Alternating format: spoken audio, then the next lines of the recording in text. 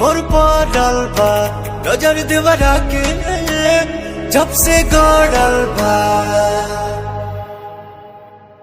आके बहारा से एक समझाई, आके बहारा से एक समझाई, देवरा निहारे छतिया आके आधी आधी रतिया।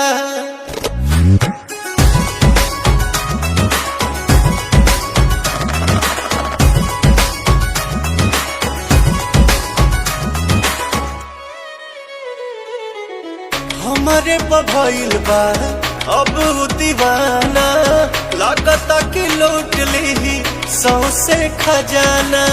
कमर से बानी कमा जोड़ा राजा, लागता कि छान दी गोड़ा राजा।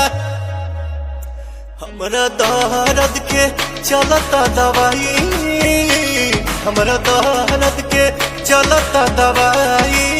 कैल चाहे चुमा चटिया आके आधी आधी रतिया।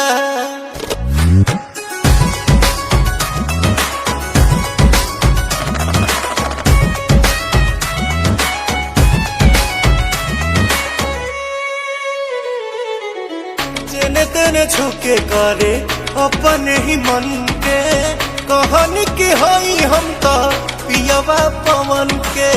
मन लेना बहुत गौतम राजा, करेला घाट हर दाम राजा।